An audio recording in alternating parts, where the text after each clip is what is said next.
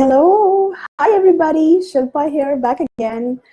And this is day 9 of warming winters up, right? So this is an attempt to let's make winters warm and let's get your book written. It's the winter of showing up. And if you are a coach, hi Pratibha, hi Tarun, hey guys, thanks for joining. If you are a coach and if you are really looking to grow your business through writing your book, then this is the series to hang around in. Now, today I want to ask yourself, are you the kind of person who takes a clear stand and who has a clear opinion about liking or disliking something? Or are you the kind of person who actually hangs around in the median zone and says, yeah, I'm neutral, it doesn't bother me, or it doesn't affect me, or you're not very clear about your opinions about certain things.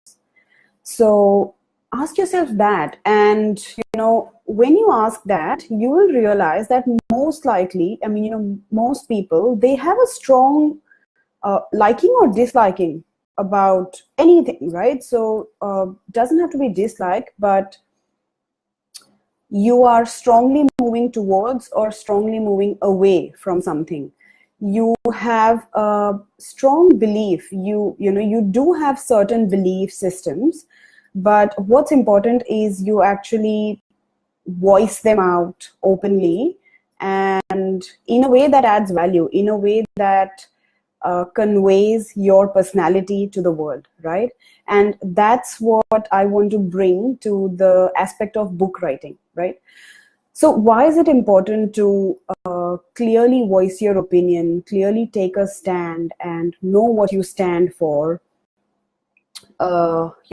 It's important because, if in your book, if you are writing, well, you could market your business through Facebook paid ads or through free marketing, right? So you can't talk about both the things. You can't say you can do this or that. You need to take a stand and say, I strongly vouch for free marketing, or I strongly vouch for paid ads because I have tried it, I have done it, and this is the results I've got. So this is if you were a marketing coach or like a business coach. Let's take one more example. Let's take, diet preferences or, food preferences. So if you choose to, follow veganism, then there's no harm in saying I'm vegan. You don't have to oppose meat eaters. The point is that when you own it and when you say, yes, I choose to adopt veganism or I choose to adopt vegetarianism, or doesn't have to be, if yes, I eat my meats, it just allows people to connect with you at that level. It tells people about your personality. It tells people about your X factor. Now, why is it really important? Because if you don't take a stand, then it becomes a case of people pleasing, and there's too many people on the planet and you'll never be able to please them all. So you might as well, disappoint some and please the ones who are really meant to be in your tribe. Because when you clearly express your opinions, when you clearly take a stand, and when you very clearly convey your strategies, this is what I believe in, right? So when you express such clear messages, it helps people to connect with you. It makes it easier for them to either trust you or say, no, I don't connect with her strategies, so maybe, we're not a good match. Or in most cases, because the right people will be attracted to your message, to your book, to your video, to your course, whatever you're creating out of your message, the right people will be able to say, oh, I'm so glad she shared that. This sounds like I can do this, So, and there can be, like some people, there's so many. I don't want to create any turbulence in this post, but a lot of women, they believe in they've got some feminist beliefs, right? So if that is you, then there's no harm in expressing that and saying, yes, women are exploited or women are not given opportunities, whatever be the case, right? Whatever your belief.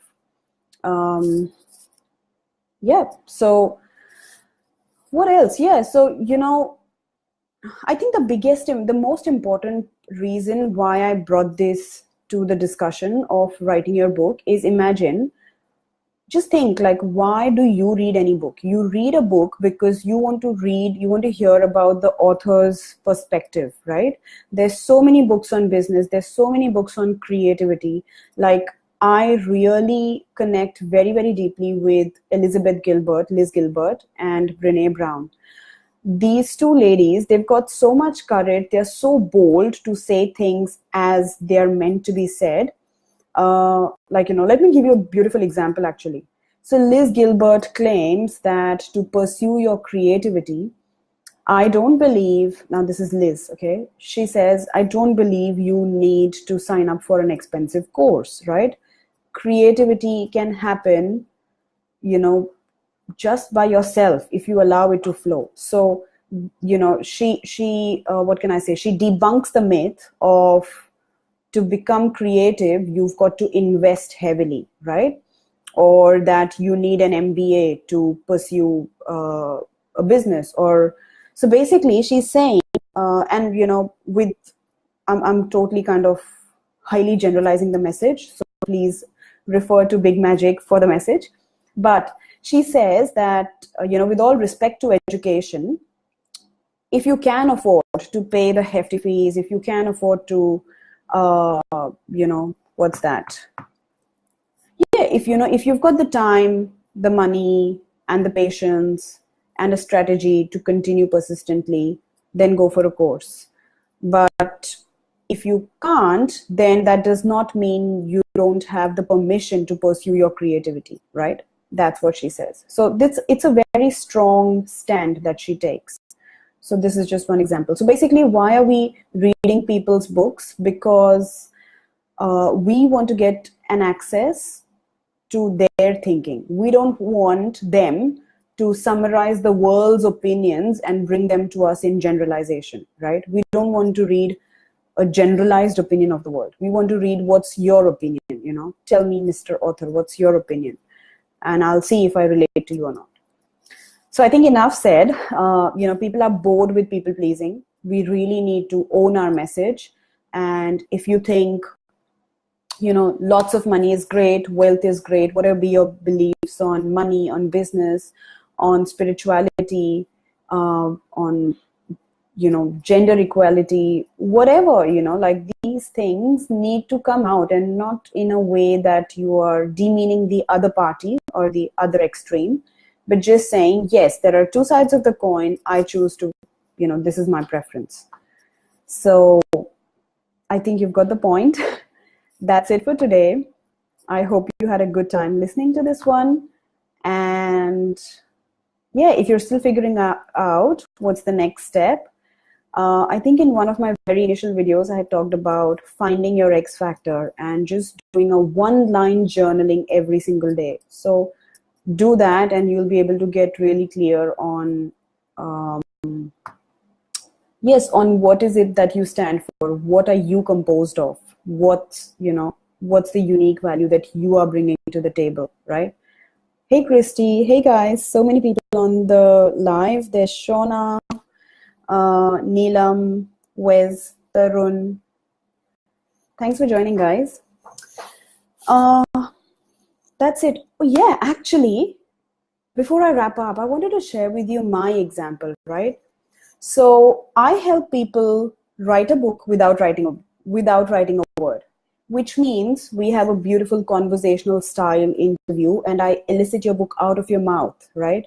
You don't have to type it out manually, and you don't even have to speak in, in solidarity. You don't have to just talk to a microphone, in solitude. So that's my unique style. And, oftentimes I would have doubts as to, why will people come to me? Because I think some people, and I've had conversations with some people, they're like, No, Shilpa, I would love to write the book with you, but I love to type. That's my therapy.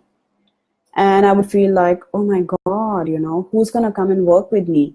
But then I realized the more I held my ground, the more people I'm having conversations with who are saying, Shilpa, I love your method, right? Um, so it just takes a bit of a courage to, just push through the fluff and really hear your inner voice and stand for it. Because if you just quieten down and listen to your inner voice, you will get the clear answer as to what is it that you stand for, right? So that's it for today. I don't want to keep going on forever. I'm very excited. I'm headed to a birthday party now. I hope you guys have a very good weekend. Take care. And if any of you are still sitting on the fence, I invite you to jump off the fence and have a chat with me, because there's far too many splinters on the fence, right? It's painful. So I don't want you to be stuck in business and not have that book ready just because you thought you couldn't do it, right? So let's have a chat and let's create a plan for your future. Cheers. Bye.